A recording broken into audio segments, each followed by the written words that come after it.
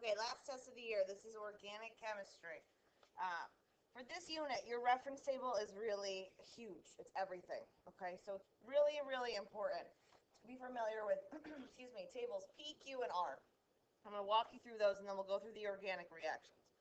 Organic chemistry is carbon chemistry, so you've got to have a carbon atom in order for it to be considered organic. Okay, the number of carbon atoms you have connected is what determines the prefix. It's kind of what drives the naming of organic chemistry. So if you look at table P, you'll see that meth means 1 carbon, eth means 2 carbons, prop means 3 carbons, hex means 6 carbons, okay? That's not 6 carbons total, that's 6 carbons in a chain, and that's really important to note, okay? So table P gives you all your prefixes. That you will use for all of organic chemistry. That's really important, okay?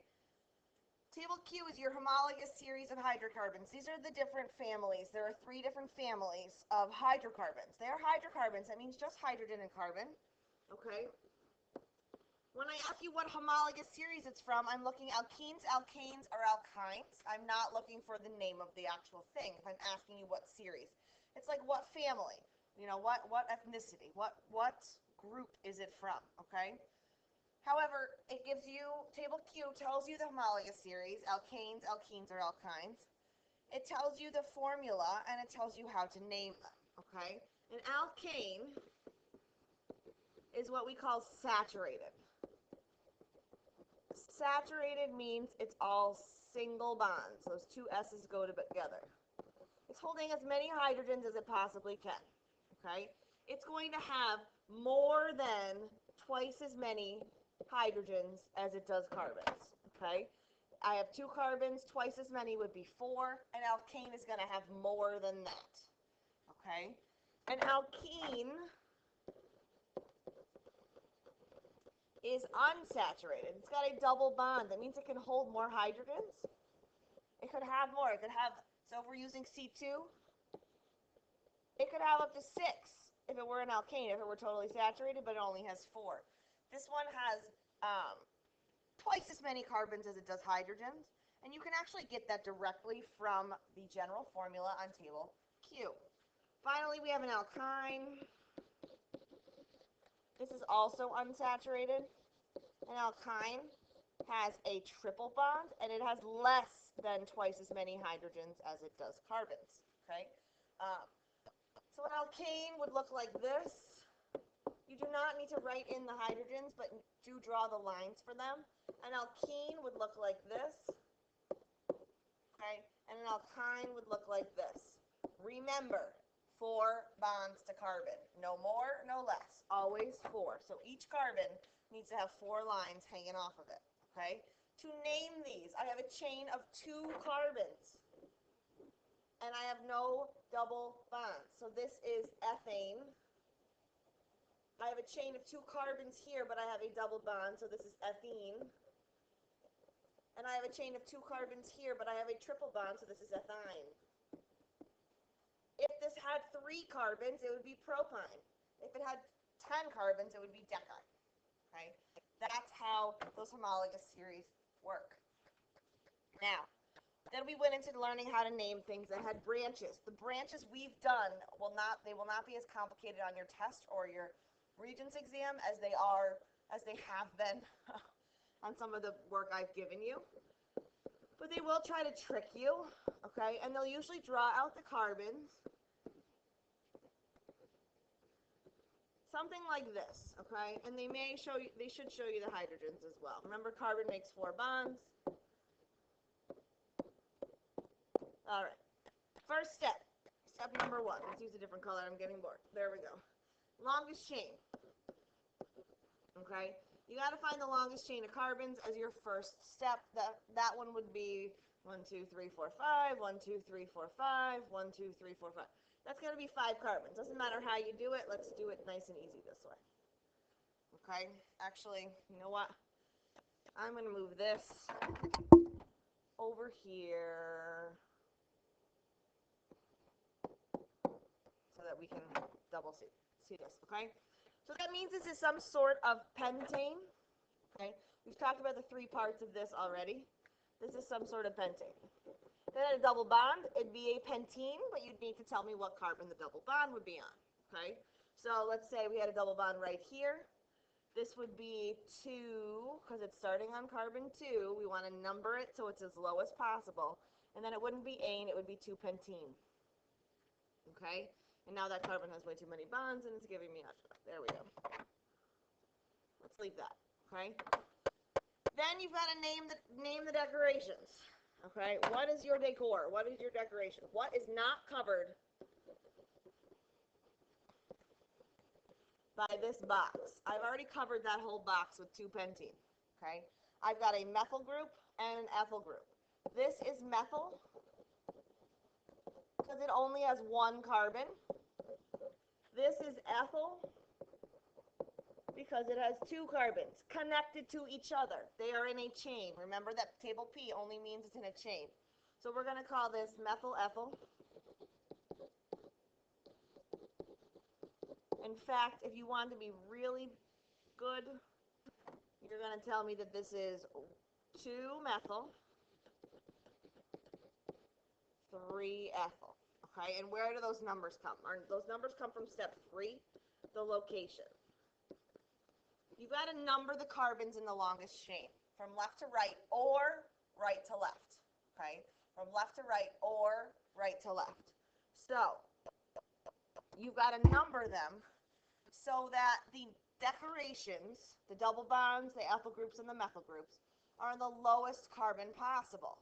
So if I started over here, as this was carbon 1, carbon 2, carbon 3, carbon 4, and carbon 5, my ethyl group would be on carbon 3 and my methyl group would be on carbon 4. However, if I tried to number that the other way, this is carbon 1, carbon 2, carbon 3, carbon 4, carbon 5, I can get my decorations, the double bond, and the ethyl and methyl group on carbons 2 and 3. Since 2 and 3 are lower numbers than 3 and 4, I'm going to number it from right to left instead of left to right. Okay? So beware of that. Remember, the longest chain determines your root, which is the pentane part. Okay, now we're looking at table R. Table R contains all of your functional groups, okay? These are all the other decorations. They do not make it a hydrocarbon anymore. We've got something other than hydrogen and carbon. I want you to take a look at table R. When you're looking at table R, the first 3 and an amine, okay? So we've got halide, alcohol, ether, and amine. These are your only options if you do not have a carbonyl. And I've told you how a carbonyl changes all of the chemistry. So if you do not have a carbonyl, these are your 4 options. Okay, those are the only options. Halide means you've got a halogen, so that's a group 17. Alcohol or an ether means you have an oxygen, and amine means you have a nitrogen. Okay? An ether is an oxygen in the middle of a chain, so it's going to be like a carbon with an oxygen breaking up the carbon chain. There are 3 carbons here, but I'm not going to call anything propane. Why? Because I do not have a chain of 3 carbons. I just have 3 carbons total. So if I were to name this ether, I would look at my example on table R. I would see that I've got an O in the middle of a carbon chain. I've got an O bonded to carbon on both sides. What's it bonded to on the left? It's bonded to a methyl group. What's it bonded to on the right? That's 2 carbons, so that's an ethyl group. And I've got an ether, so it's methyl ethyl ether. This is not propyl anything. There's no propyl group here because there's no chain of 3. Okay? How is that different from an alcohol? Well, it's different from an alcohol in that the alcohol has an OH group. The O has to be bonded to an H. So in this case, I could take those 3 carbons and I could put the OH here. Okay? And then this would be 2, that's what carbon the alcohol is on. Prop, because I do have a chain of 3. And all, this indicates it's an alcohol. This tells you where, how many carbons, and what's hanging off the end. okay? That's the difference. You'll see an alcohol written in the condensed formula, like CH3, probably HOH, CH3. This section is what will tell you you have an alcohol. Only one oxygen, notice that, only one O, not 10, but one O. Make that look like a 1, there you go. Okay, whew, did not mean to do that. There we go, hold on. There we go, okay. That's what two propanol would look like in a condensed formula. Your ether, if we did this ether again, would look more like this. CH3O, CH2, CH3. Okay? Again, only one oxygen, but no hydrogens really around it. Okay? You could see that this carbon here makes 4 bonds. This carbon here makes 4 bonds. 3 of them are to the hydrogen, 1 of them is to the oxygen, which is also bonded to that carbon. So that's what the ether is going to look like. Amine and halide. The amine is N without an O. There's no oxygen in an amine. Okay?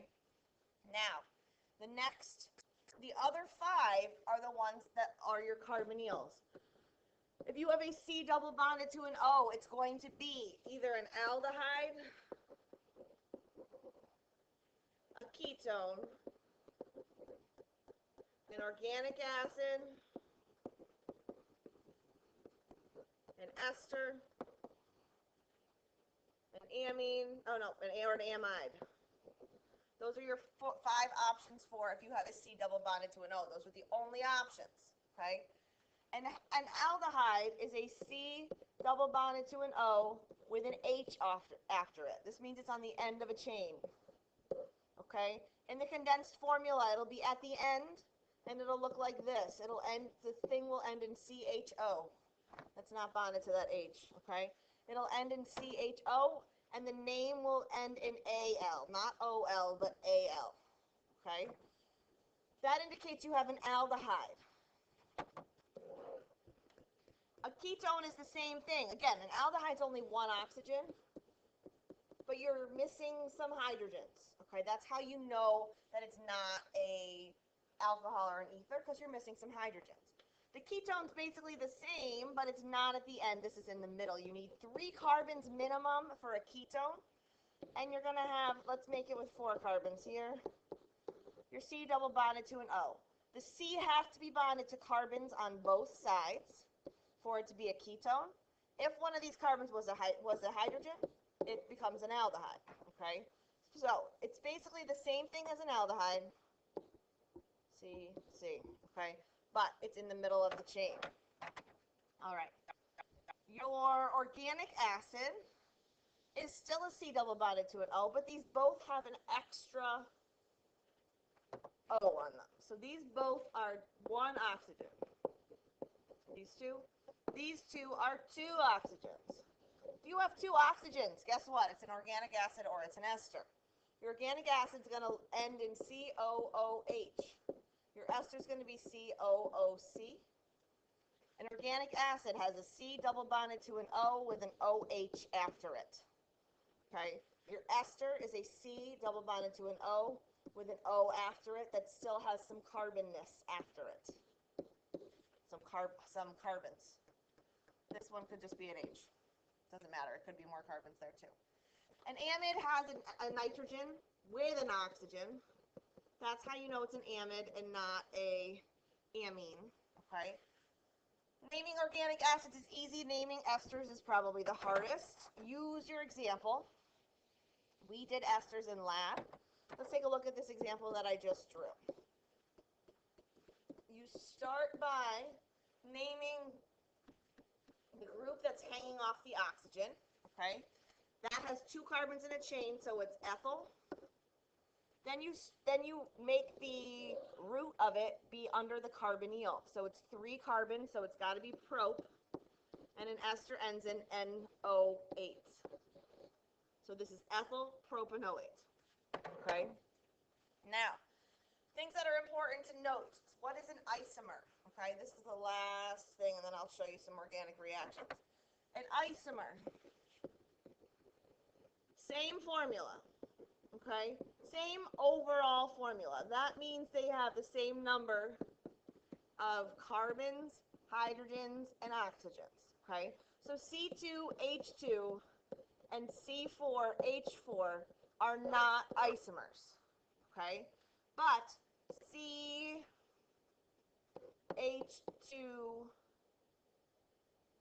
let's see, CH3O, CH3 would be an isomer of CH3, CH2OH, okay?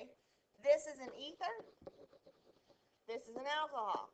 Different structures, different properties. Ethers and alcohols behave very differently, but they both have 2 carbons, 6 hydrogens, and an oxygen. So they are what we call isomers. I know this is getting a little bit long. I'm sorry. However, let's talk organic reactions nice and quickly. What do you need to know about organic reactions? You need to know that organic reactions are slow. They're all covalent bonds, so organic reactions happen very slowly. Okay? This is an example of one of them, okay? You've got an ester. See this right here? This is an ester. This is a triglyceride plus a base, strong base, gives you this stuff and soap. This is soap, okay? So this is an ester plus a base equals glycerol. That's that triol down there, plus soap.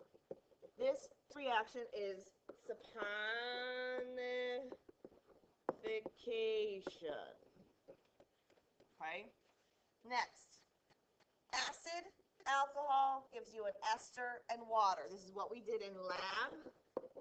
You have an acid and an alcohol. Any one will do. The acid loses the H, the alcohol loses the OH. They come together to form water. And you have an ester.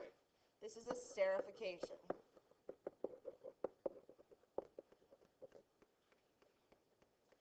This one we've been doing forever. If you have CO2 and H2O, not just one or the other, but if you have CO2 and H2O, you have a combustion reaction. This is burning something.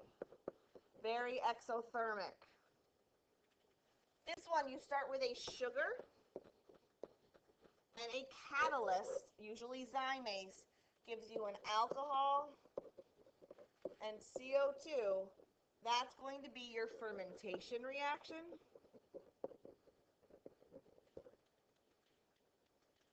And you have polymerization, which is not listed here, where you're going from singles to a chain of many. Remember that video I showed you with the guy and the paper clips? Okay. Finally, these are the 2 most confused ones. This is addition. You're starting with an unsaturated hydrocarbon. That means you have a double or a triple bond. And you're taking something and you're adding it to the double bond. So it adds in both places. So you should see you pop open that double bond and you get 2 chlorines. Okay? There's only one product in addition. You take something unsaturated and you saturate it with something else. This could be a halogen or this could be hydrogen. If it were hydrogen, these 2 chlorines would be hydrogens. You could do it to a triple bond and have chlorines, 2 chlorines on each of these 2 carbons, okay?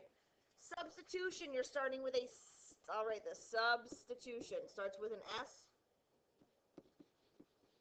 You're starting with a saturated hydrocarbon. That means all single bonds. You pluck a hydrogen off and put a chlorine on.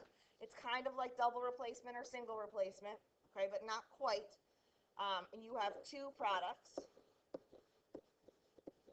And you can see that one of your chlorines and one of your hydrogens actually switched places. Okay, and that indicates substitution. You're actually substituting it. Okay.